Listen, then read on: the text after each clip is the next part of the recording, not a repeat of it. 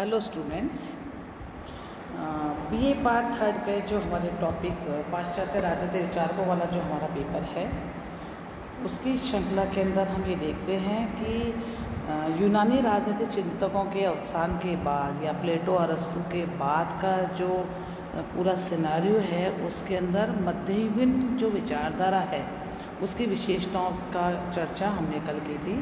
आज की कक्षा में हम आगे देखेंगे जो आपके सिलेबस में है संत ऑगस्टाइन और थॉमस एक्विनास, दो विचारक मध्ययुगीन श्रृंखला में आपके सिलेबस के अंदर हैं। सबसे पहले आज हम जानने का प्रयास करेंगे संत ऑगस्टाइन के बारे में। संत ऑगस्टाइन का जो राजनीतिक चिंतन है या उनका राजनीतिक चिंतन के इतिहास में उनका बहुत महत्वपूर्ण स्थान है। उनका जन्म 354 ईसा पूर्व अफ्रीका में टेगस्टिन नामक एक नगर राज्य में हुआ था और अपने जीवन के प्रारंभिक 12 वर्षों में उन्होंने घर पर ही शिक्षा प्राप्त की और उसके पश्चात एक ग्रामर स्कूल में उनको पढ़ने के लिए भेजा गया, जहाँ 5 वर्षों तक उन्होंने अलंकार शास्त्र रिटोरिक विषय की शिक्षा प्राप्त की। और बाद में उनका शुरुआती जीवन थोड़ा सा संकट में रहा और कुछ कठिनाइयों के बाद मिलान में वे अलंकार शास्त्र के अध्यापक नियुक्त हो गए और यही वो समय है जब उनके जीवन का एक टर्निंग पॉइंट शुरू होता है। यहाँ उनकी भेंट संत अम्ब्रोज से होती है और उनकी शिक्षाओं का उनके मन मस्तिष्क पे बहुत गहरा प्रभाव पड़ता है और वे ईसाई धर्म को स्वीकार कर लेते हैं। उसके पश्चात हम देखते हैं कि संत ऑगस्टाइन ने अनेक ग्रंथों की रचना की जिसमें उन्होंने अपने धार्मिक और आध्यात्मिक विचारों के बारे में को तत्परता से प्रकट किया। 400 ईसा में उन्होंने अपनी प्रसिद्ध आत्मकथा जो है जिसको कन्फेशन का नाम देते हैं, उसके बारे उसको पुस्तक आत्मकथा को उन्होंने लिखा और उसके पश्चात में एक अलौकिक रचना या जिसको हम अमर ग्रंथ भी कह सकते हैं, ईश्वर का नगर, इंग्लिश में जिसे हम द सिटी ऑफ गॉड नामक अमर ग्रंथ कहते हैं, उसकी रचना की। और 430 ईस्वी में मध्यकाल के इस महान राजनीतिक विचार की मृत्यु हो गई। तो ये तो एक शुरुआती परिचय है संत ऑगस्टाइन के बारे में। अब हम ये जानने का प्रयास करेंगे कि संत ऑगस्टाइन क्यों प्रसिद्ध हैं या मध्य काल में अनेक रोमन और ईसाईयत विचारक हुए, लेकिन अगर हमारे सिलेबस के अंदर संत ऑगस्टाइन या थॉमस एक्विनास का जिक्र होता है तो उनके विचारों में कोई ना कोई प्रमुखता इस प्रकार की जरूर रही होगी जिन्होंने उनको अमर बना दिया। तो हम देखते हैं कि संत ऑगस्टाइन का जो दर्शन है उसका जो मुख्यतः उनके ग्रंथ जिसको DCVAD या इंग्लिश में जिसका अनुवादित नाम है द सिटी ऑफ गॉड के नाम से जाना जाता है, जहाँ उनके दर्शन के बारे में हमको पता लगता है। हम इस पुस्तक के माध्यम से हम ये देखते हैं कि ऑगस्टाइन के जो विचार हैं या जो भी उनका दर्शन है उसके 3 उद्देश्य थे। पहली बात, ऑगस्टाइन ये स्पष्ट करना चाहते थे, पूरी दुनिया को बताना चाहते थे कि रोमन साम्राज्य का जो पतन हुआ है वो ईसाई धर्म को अपनाने से नहीं हुआ है। ये हो गई पहली बात। दूसरा उनका जो लक्ष्य था वो ये था कि ईसाई संघ को और ईसाई धर्म को शक्तिशाली बनाना और ईसाई राज्य को स्थापित करना। तीसरी बात, संत ऑगस्टाइन ये मानते थे कि ईसाई धर्म के जो विरुद्ध जो भी आरोप लगाए गए हैं यानी कि जो भी आरोप उनके विरोधियों ने लगाए हैं, इस पुस्तक के माध्यम से उन्होंने उन सभी आरोपों का खंडन किया है। तो ये जो 3 लक्ष्य हमने आपको बताया कि वे रोमन साम्राज्य के पतन के लिए ईसाई धर्म को जिम्मेदार नहीं ठहराते थे। दूसरी बात, वे ईसाई धर्म और ईसाई संघ को शक्तिशाली बना के ईसाई राज्य की स्थापना करना चाहते थे। और तीसरी बात, वे ईसाई धर्म के विरुद्ध जो भी आरोप लग रहे थे वो उनका खंडन कर रहे थे।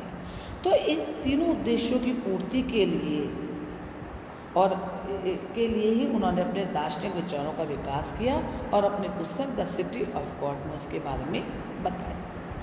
ये जो ग्रंथ है, ये जो अमर ग्रंथ है द सिटी ऑफ गॉड, ये 22 खंडों में विभाजित है, जिसमें संत ऑगस्टाइन अपने धार्मिक, सामाजिक और राजनीतिक सभी प्रकार के विचारों के बारे में बताते हैं। इस ग्रंथ की जो प्रथम पुस्तक है उसमें ईसाई धर्म के पैगंबरों के या उनके बारे में जो भी उनकी आलोचना की गई है उनकी वो रक्षा करते हुए प्रतीत होते हैं। और शेष जो 12 पुस्तकें हैं वे उसमें ईश्वर की नगरी या ईश्वर का नगर की जो उनकी एक सोच थी कि किस प्रकार से एक ईसाई नगर स्थापित होना चाहिए, उसके बारे में ईश्वर की नगरी जो बननी चाहिए उसके स्वरूप के बारे में वो विस्तृत विवेचना करते हैं। इस पुस्तक के माध्यम से ऑगस्टाइन ये बताने का भी प्रयास करते हैं कि ईसाईयत ने रोम को नष्ट किए जाने से यद्यपि बचा नहीं सकी तो लेकिन उसने कम से कम लोगों के कष्टों को कम करने में अवश्य ही सहायता दी है, क्योंकि उस समय जो युद्ध हुआ उसके युद्ध के भयानक कृत्यों को कम करने में ईसाईयत का बहुत महत्वपूर्ण योगदान रहा है। ऑगस्टाइन ने यह भी कहा कि रोम पे जो आक्रमण हुआ वे ईश्वर की मर्जी से हुआ और वो इसलिए हुआ ताकि ईश्वर अपनी नगरी यहाँ पे बसाना चाहते थे या उसकी बुनियाद रखना चाहते थे। तो हम ये देखते हैं कि कुल मिला के सिटी ऑफ गॉड का जो एक प्रमुख और अंतिम लक्ष्य है वो ईश्वरीय साम्राज्य या ईश्वरीय नगर को बसाना है। तो हम देखते हैं कि ऑगस्टाइन ने अपने इस ग्रंथ में 2 प्रकार के नगरों के बारे में विचार व्यक्त किए हैं। पहला है जिसे वो 2 नगरों का सिद्धांत कहते हैं।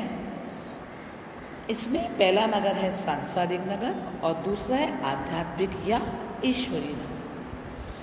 इसको इलेबोरेट करते हुए ऑगस्टाइन बताते हैं कि मानव की प्रकृति में 2 प्रकार के रूप हमको दिखाई देते हैं, एक उसका शरीर है और दूसरी उसकी आत्मा है। इसलिए वो कहते हैं कि मनुष्य का इस संसार का भी नागरिक है और ईश्वरीय नगर का भी, क्योंकि उसमें शरीर भी है और आत्मा भी है। शरीर से वह इस नगर का, सांसारिक नगर का निवासी है और चूंकि उसके पास में आत्मा है इसलिए वो ईश्वरीय नगर का भी निवासी है। वो ये कहते हैं कि मनुष्य के जो लौकिक हित है, मतलब जो वो उसके शरीर से संबंधित रखते हैं और जो उसके पारलौकिक हित है वो उसकी आत्मा से संबंध रखते हैं।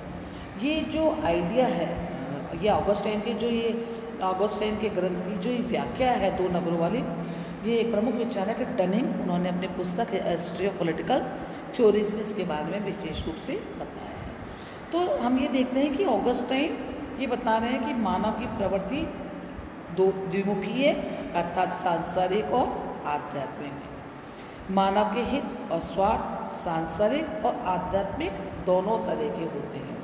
तो हम ये देख सकते हैं कि एक ही मनुष्य में भौतिक और आध्यात्मिक दोनों प्रकार की प्रवृत्तियाँ होती है और इसलिए मनुष्य सांसारिक तथा ईश्वरीय दोनों नगरों का नागरिक होता है। सांसारिक जो नगर है उसका नागरिक उसमें वह इसलिए है क्योंकि वो जन्म के कारण इस संसार में जन्म लेता है तो इस दुनिया का नागरिक है और सांसारिक नगर का संबंध शरीर से है, जबकि मनुष्य का जो उसका आत्मा है वो उसको ईश्वरीय सत्ता से जोड़ती है। वो ये भी कहता है कि सांसारिक नगर मनुष्य की वासनाओं पर या उसकी इच्छाओं पर आधारित है जिसमें शैतान का शासन होता है, जबकि जो ईश्वरीय नगर है जिसकी व्याख्या प्रमुख रूप से या जिसकी स्थापना ऑगस्टाइन अपने विचारों के माध्यम से करना चाहता है, वो कहता है कि जो ईश्वरीय नगर है इसमें क्राइस्ट ईसा का शासन होता है और यह नगर उस समाज को अभिव्यक्त करता है जिसका वर्णन बाइबल में किया गया है।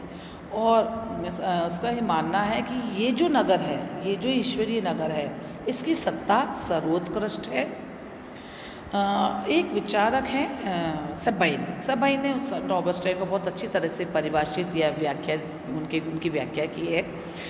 वो ये मानते हैं कि सबैन कह रहे हैं कि स्वयं ऑगस्टाइन ने मान लिया था कि संपूर्ण मानव का जो इतिहास है का जो ज्ञान, अगर हमको मुख्य बात करना है कि मानव इतिहास का ज्ञान या क्या है, तो उन्होंने ये मान लिया था कि मानव समाज हमेशा से दो समाजों के संघर्ष के द्वारा नियंत्रित हुआ है।